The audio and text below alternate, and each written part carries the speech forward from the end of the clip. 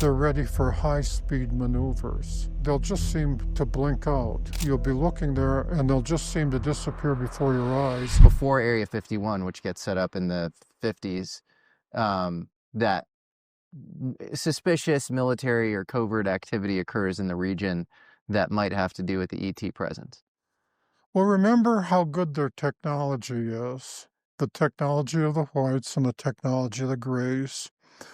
And I do not exaggerate. I speak from direct experience.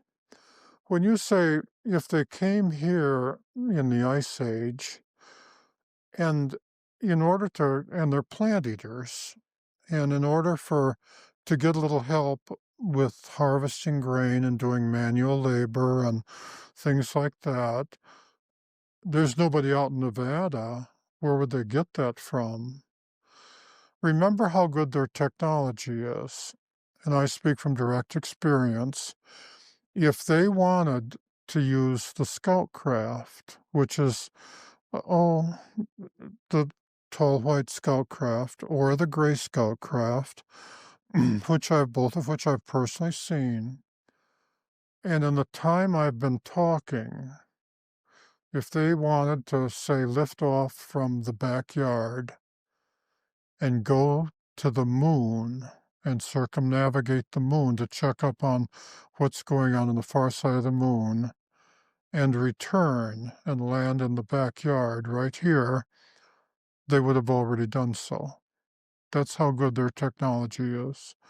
One of the things I personally watched them do from a distance, because if you get too close, the fields will burn you like a microwave, but like from a distance of, say, like 2.5, 3 miles, was to go onto the scout craft and sit down in the seats, no seat belts or anything, just chairs like this, and power up the not the outer coils, but just the bottom and control coils, and lift off until they were floating perhaps as far off the desert or above the sagebrush as the height the camera is, and then take a few seconds, like 30 seconds, to power up completely the outer coils. It takes a few seconds to do so. When they do so, before they do so, the craft looks the way you're expecting. If you saw a helicopter out there, you'd see the actual metal of the helicopter. But after they've powered up, they just look real fuzzy white, like a tic-tac, because they're surrounded with force fields.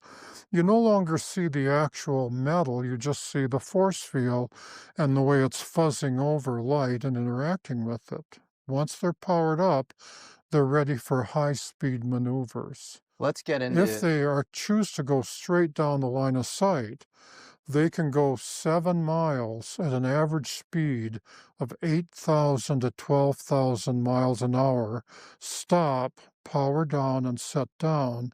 And in the process, they would have taken more than 15,000 Gs starting and 15,000 Gs stopping, just sitting there in the room like this.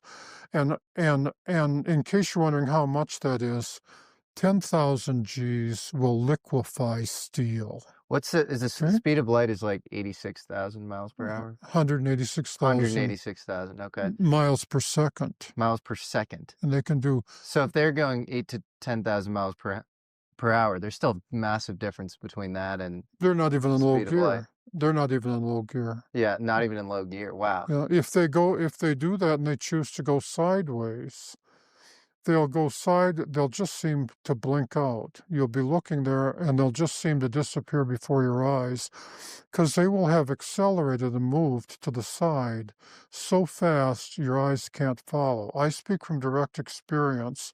And if you're looking up and straight up Indian Springs Valley and they choose to pop over to Dogbone Valley and come down and then come in one of the northern passes to see what you're doing, it'll look like they just blinked out there and magically reappeared over there less than a second or two later if they were in the hands of a skilled pilot. A lot of people who still believe in Einstein will mistakenly say they went to another dimension. Really, they haven't. They've done it. If you were in the way, the craft would run into you. There is no such thing as wormholes or warping space and time. What you're warping isn't space and time. You're interacting with other force fields that are all matter has. And, the same way that you might have an electric field of different shapes or a magnetic field of different shapes. But time never slows down. Time never runs in reverse. Time is just time. It always goes forward. Have you ever flown in a craft? Yes. Yeah. A couple of times I did. What was that like? Well, I was in the cargo hold at the time because there was, as I describe in my books, the day after I thought I'd broken my kneecap and then it healed up, there was the next morning when they came down to get me and take me up to their base up at Area 54, F-53 to see if I needed surgery on my knee. And was it the And tall whites? yeah, and when I got up there, the American generals were there, and medical people were up there too, and I didn't. I just bruised it, but they had to the tall whites had to prove to the Americans that they were telling them the correct or wanted to prove that, and so they came down and grabbed me and put me in the hold of the cargo shop, and I still remember the trip up there and the trip back. Where did they go? Did you leave No, Earth status? they just lifted off, and we just went gently up the valley, perhaps 100 feet off the ground. And I remember flying around Range 4 as I made the turn around Range 4, and then going up the valley they were going to the scout craft, the back entrance to their scout craft hangar, and the door was open, and we went in there, and then there was a whole bunch of them in there, but there were also an American general and some American medical people, and the 6 sergeants that was chief master sergeants that were the human guards for the human generals, and the teacher in Range 4 Harry. And it was just like sitting here in a chair, only in the cargo hold. And they didn't totally power up because they didn't have to.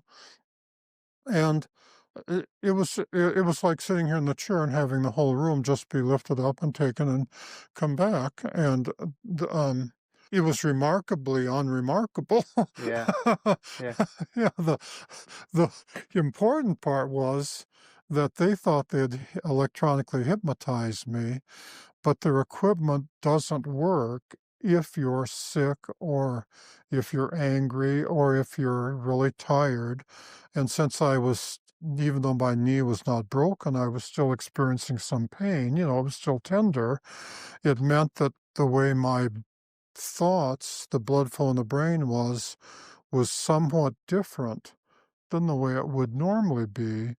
And so therefore, when you use the electronic hypnotism on me, that would normally have worked when I was ordinary, if I was healthy and well rested, it didn't quite do the It's job. almost like anesthesia that doesn't work during surgery or something. You're Yeah, still awake. So yeah. speaking of, So I got to remember it. Yeah. yeah, um, spe- Range 4 here, he knew that was the case, but that was all he could do. Yeah. why do you think they Yeah. chose you for all of this? Why do you think you were sort of picked to be endowed with this knowledge? One time I asked a different person who was identified himself as one of the top 3 psychiatrists at the CIA. One of the time I asked him why they chose me. Okay. Because I said I thought there were lots of men that were better at going out in the desert and surviving and fixing trucks and so on than myself.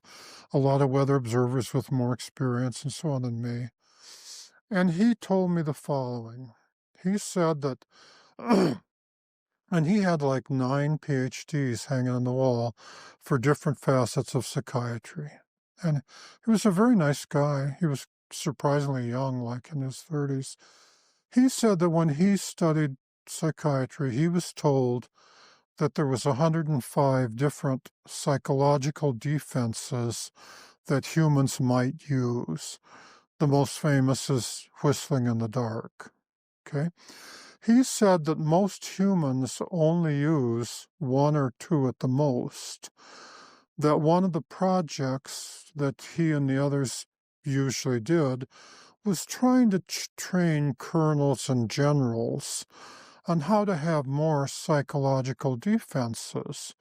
They were hoping to get generals to use 3, or they always want them to use 3.